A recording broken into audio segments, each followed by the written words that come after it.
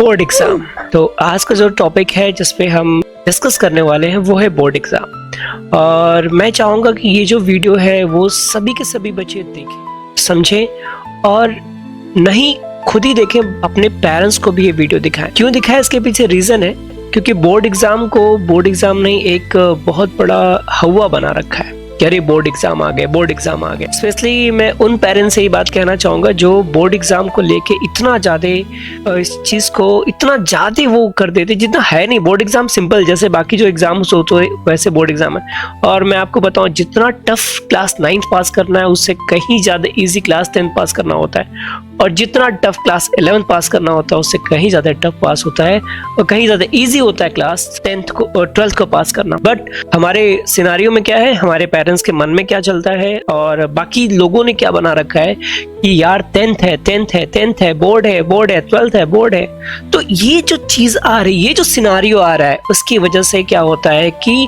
लोग इतना ज़्यादा फ्रस्ट्रेट हो चुके हैं बोर्ड एग्ज़ाम को लेके, और आए दिन आपको इसका गलत रिजल्ट भी मिलता है आफ्टर द एग्जाम। जब बोर्ड एग्जाम के रिजल्ट आउट होते हैं तो फिर आपको समझ में आता है कि आखिर जो बोर्ड को हमने इतना ज़्यादा हवा बना रखा था उसका रिजल्ट क्या हुआ हमारे पास। तो बच्चों, आज की वीडियो को शेयर करना बहुत ज़रूरी है। अपने सभी दोस्तों के साथ शेयर करो, अपने पेरेंट्स के साथ भी शेयर करो, और जो लोग इस बोर्ड एग्जाम को इतना ज़्यादा हवा बनाते हैं उसको भी हम समझेंगे। आज मेरा तकरीबन 14 इयर्स का इस क्लास 9th 10th को 12th को पढ़ाते हुए जो मेरा एक्सपीरियंस रहा है, उस एक्सपीरियंस को मैं आप शेयर करूंगा और मैं बताऊंगा कि कैसे बोर्ड एग्जाम को यूं चुटकियों में आप इजी बना सकते हो और इसको बड़े आराम से सॉल्व कर सकते हो। बोर्ड एग्जाम कोई बहुत बड़ी चीज़ नहीं है जिसके लिए हम इतना ज़्यादा परेशान रहें। कंटिन्यूसली हम इसको करेंगे तो बोर्ड एग्जाम भी हमारे लिए बहुत ही इजी कॉन्सेप्ट हो जाएगा। आज मैं कुछ आपको स्टेप बताऊंगा जिसके वजह से, जिसके रीज़न से आप अपने बोर्ड एग्जाम को बहुत ही ईजिली यूं चुटकियों में हल कर पाओगे और अपने बोर्ड एग्जाम को अच्छे से प्रिपेयर कर पाओगे। तो चलिए बच्चों, मैं स्टार्ट करता हूं आज के वीडियो को, और आज के सेशन में हम बात करेंगे बोर्ड एग्जाम से रिलेटेड। अगर हम बोर्ड एग्जाम की बात करें तो सबसे पहले हम डू और डोंट का टेबल बना लेते हैं कि क्या हमें करना है और क्या हमें नहीं करना है। ठीक है, डू और डोंट के जो टेबल हमारे होंगे उसको समझना कि क्या क्या चीजें हमें करनी है, क्या क्या चीजें हमें नहीं करनी है।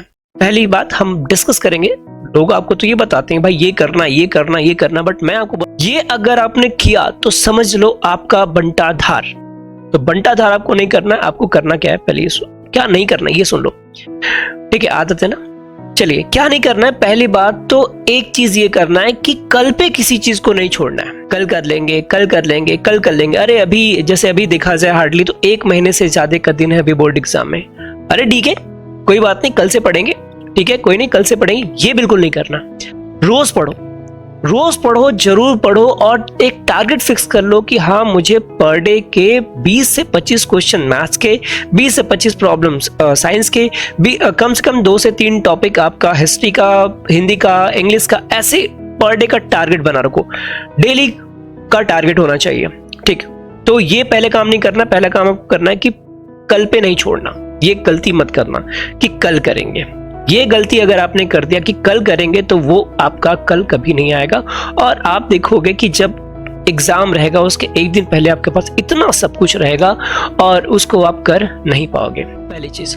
दूसरी चीज, किसी चीज को, किसी भी सिलेबस को बहुत ज्यादा कम समय नहीं देना है, सबको बराबर समय देना है। ऐसा नहीं कि ये टॉपिक इजी है तो उसको छोड़ दो, अलग नहीं। हम अक्सर एग्जाम में क्या होता है कि हमें जो टॉपिक बहुत अच्छे से आता है उसको भी हम अच्छे से लिख नहीं पाते। तो सबसे पहले इस चीज को बिल्कुल इग्नोर करिएगा कि किसी टॉपिक को ज्यादा समय, किसी टॉपिक को कम नहीं, सबको बराबर समय देना है। हाँ, कुछ टॉपिक जैसे होते हैं जो काफी टफ होते हैं, वो चीजें समझ नहीं आती, उनको आप ज्यादा समय दे सकते। तीसरी और सबसे इंपॉर्टेंट चीज ये है कि रात में जो आपका टाइम टेबल है इसको ध्यान देना।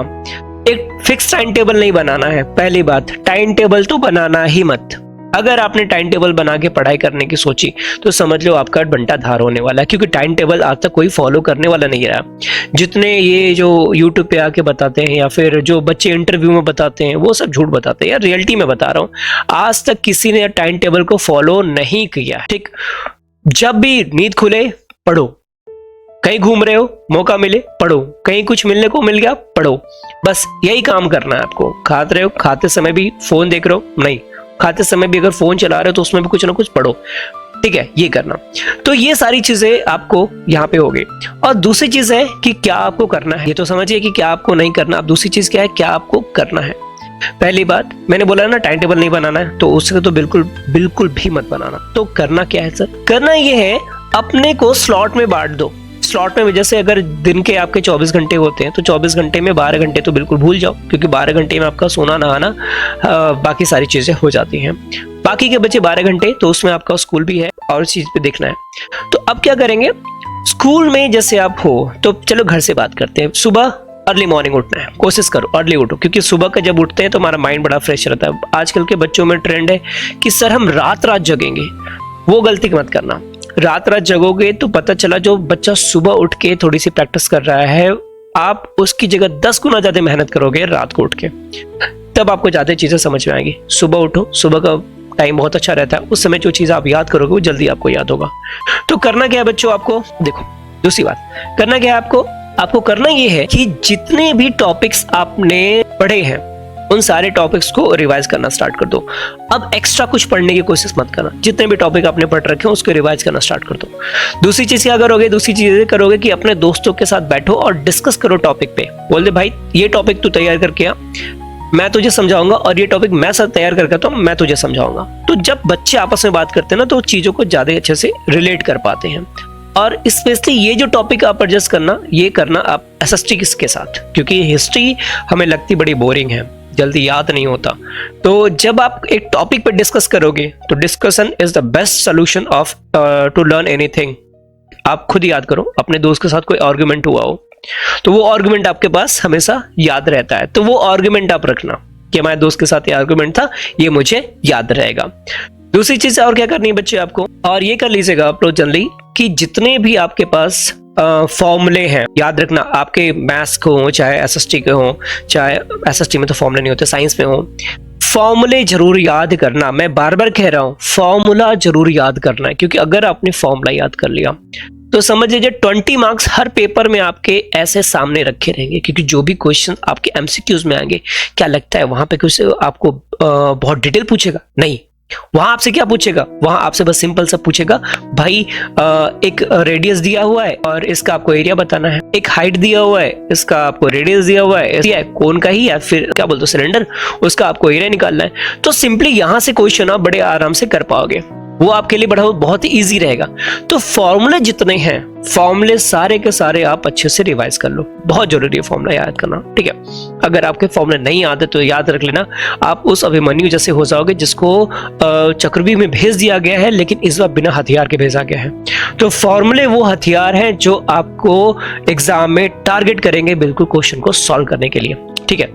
सेकंड चीज और क्या करेंगे, जितने भी बोर्ड एग्जाम है, जैसे सीबीएसई का स्पेशली, चाहे सीबीएसई बोर्ड हो, चाहे यूपी बोर्ड हो, चाहे बिहार बोर्ड हो, चाहे कोई भी बोर्ड हो, यहाँ पे चाहे जहां से बच्चे देख रहे होंगे वहां के बच्चों को मैं कहता रहा हूं, कोई भी बोर्ड एग्जाम हो, प्रीवियस ईयर के जो क्वेश्चन पेपर होते हैं पीवाईक्यूज मोस्ट इंपॉर्टेंट थिंग होते हैं। अगर आपने पीवाईक्यू नहीं लगाया है अभी से लग जाओ, क्वेश्चन लगाओ पीवाईक्यू के। और मैंने तो अपने चैनल पे पीवाईक्यू करा भी रखा है, काफी सारे वीडियोस पीवाईक्यू के पड़े हुए हैं, मैं ये नहीं कह रहा हूं आप यहीं से देखो, बहुत से ऐसे टीचर्स हैं वहां पे भी पीवाईक्यू पड़े हुए, आप वहां पे जाके वहां से पीवाईक्यू लगा सकते हो, उनका भी वीडियो आप देख के पीवाईक्यू सॉल्व कर सकते हो। बट लगाओ, चाहे यहां लगाओ चाहे कहीं लगाओ, बट लगाओ।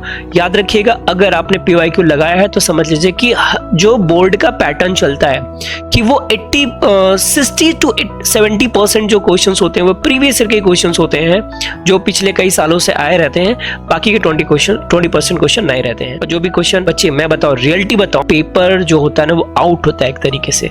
क्या बदलता है, केवल डिजिट बदलता है और कुछ नहीं बदलता। डिजिट चेंज हो जाता है, हमें लगता है ओह कहां से आ गया क्वेश्चन, तो उसमें जो क्वेश्चंस होते हैं बड़े इजी से आप सॉल्व कर पाओगे, उसके लिए बिल्कुल आप परेशान नहीं होना, ठीक है। दूसरी बात और क्या, देखो तो पीवाईक्यू लगा लिया आपने, जितने भी प्रीवियस क्वेश्चन है वो सारे के सारे आपसे सॉल्व हो जाएंगे, नहीं हो जाएंगे मैं सॉल्व कराऊंगा। चैप्टर वाइज लगाना सबसे इंपॉर्टेंट चीज। अभी क्या लगाना है आपको, चैप्टर वाइज लगाना है। चैप्टर 1 उठाओ, रियल नंबर है, सारे के सारे पीवाईक्यू खोज डालो। आपके पास बुक्स पड़ी हैं, बुक्स में पीवाईक्यू पड़े हैं, उनको लगा डालो। चैप्टर 2 पॉलिनोमियल उठाओ, पॉलिनोमियल सारे सारे पीवाईक्यू लगा डालो। और surface area and volume most important chapter, circle most important chapter, trigonometry most important chapter, height and distance most important chapter. ये सब जितने भी चैप्टर्स हैं, इनसे क्वेश्चन तो आपके पूछते ही पूछते हैं। उठाओ ना, सॉल्व करो ना। नहीं हो रहा है मेरे को पता, मैं सॉल्व कराऊंगा, बाकी अपने स्कूल टीचर को बोलो, वो सॉल्व कराएंगे। क्यों नहीं होगा? होगा, करोगे होगा, ठीक है, करने से होगा। तो ये जितने भी क्वेश्चंस आपको मिलेंगे, इन सारे के सारे क्वेश्चन को आप कर डालिए।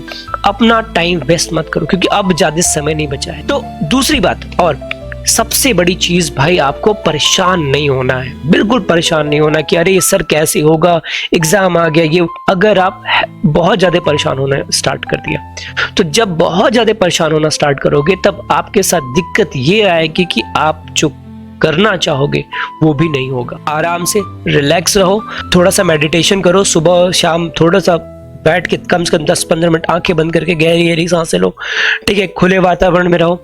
चाय कॉफी का यूज थोड़ा सा कम कर दो, क्योंकि बहुत जरूरी है। चाय कॉफी ज्यादा निकोटीन बढ़ा देगा बॉडी में, तो स्ट्रेस लेवल बढ़ जाता है। स्ट्रेस लेवल बढ़ेगा तो दिक्कत करेगा। दूध पियो, दबा के पियो, कोई दिक्कत नहीं। फ्रूट्स खाओ, हेल्दी खाना खाओ, जितना भी कहने का मतलब है। बहुत ज्यादा फास्ट फूड पे नहीं जाना है। फास्ट फूड तो बिल्कुल बच्चों बंद कर दो। बच्चियां कह रही होंगी सर क्या बंद करने के लिए कह रहे हैं, वो तो हमारी जान है। अरे नहीं भाई, वो बीमारी का घर है, वो बीमारी करेगी तुमको। तो कुछ ऐसी चीजें हैं जिनको आप ये फॉलो करके अपने बोर्ड एग्जाम को इजी बना सकते हो। और मैं खासकर पेरेंट्स से रिक्वेस्ट करना चाहूंगा कि मेरे प्यारे पेरेंट्स, आप लोगों से निवेदन है कि बच्चों पे इतना ज्यादा प्रेशर मत डालिए। ये एक एग्जाम है, और आपने ऐसे बहुत से देखे होंगे कि जो बच्चे बोर्ड एग्जाम में कम करते हैं या फिर मार्क्स कम आते हैं, बट वो लाइफ में अच्छा अचीव कर पाते हैं। ऐसा नहीं कि बोर्ड एग्जाम में ही नंबर अधिक आने चाहिए, उसके बाद आप लाइफ खराब, ऐसा कुछ नहीं है। नंबर आएंगे, आगे आएंगे, आते रहेंगे, ठीक है। तो आई होप ये सारी बातें, मैं अपने वर्ड्स को यहीं पे स्टॉप करूंगा, क्योंकि मैं नहीं चाहता आपका ज्यादा टाइम ले। बस ये सारी पॉइंट्स बहुत इंपॉर्टेंट था। तो बच्चों, इस वीडियो को ज्यादा से ज्यादा शेयर करना, अपने दोस्तों को, अपने रिश्तेदारों को जरूर भेजना। और मैं सभी रिश्तेदारों से निवेदन करूंगा कि आप अपने बच्चे पे ज्यादा ध्यान दो, दूसरे बच्चों पे नहीं। आपका बच्चा क्या कर रहा है, दैट्स इंपॉर्टेंट थिंग। अदर बच्चा क्या कर रहा है, दूसरे बच्चा क्या कर रहा है, उसके पेरेंट्स उसके लिए सोचने वाले हैं। भाई जितने रिश्तेदार हैं, ठीक है, वो ध्यान से सुन लेना, बच्चे पे ध्यान रखो। दूसरे का बच्चा, उनके माता पिता है, उनको खिला पिला रहे हैं, वो जान रहे हैं, वो पढ़ा रहे हैं, वो पैसे लगा रहे हैं, आपका कुछ लग नहीं रहा है, तो ज्यादा आप उंगली करने की आदत अपनी बंद कर दीजिए। ये बहुत गंदी आदत है। आप अपने बच्चे का नहीं देखते कि आपका बच्चा क्या कर रहा है, आप दूसरे बच्चों को बोलते रहते। तो ये चीज सुधारिए, ठीक है। आप सही कह रहे हो, जो रिश्तेदार हैं, अपने बच्चे पे ध्यान रखिए, बाकी दूसरे बच्चों पे मत रखिए, वो अपना कर लेंगे। तो चलो बच्चों, बस आई होप, मैं आप लोगों को यही आशा करता हूं कि आप लोग बोर्ड एग्जाम में इस बार इन रिश्तेदारों की जलाएंगे, और जलाना बहुत जरूरी है। जलाइएगा, मैं तो कहूंगा ढेर सारे जलाओ। और कैसे जलाना है आपको पता है, हाँ बिल्कुल, नंबर अच्छे लाके। वीडियो कैसे लगी, कॉन्सेप्चुअल था, तो जरूर इसको लाइक कीजिएगा। अगर वीडियो अच्छी नहीं लगी, कुछ चीज आपको बुरा लगा, तो नीचे कमेंट बॉक्स में जाएगा और जरूर बताएगा सर ये पार्ट कुछ गलत था। मुझे तो नहीं लगता कोई भी पार्ट इसमें गलत था। बाकी जो भी हो, अपना व्यू जरूर दीजिएगा। मिलते हैं नेक्स्ट वीडियो में, तब तक के लिए।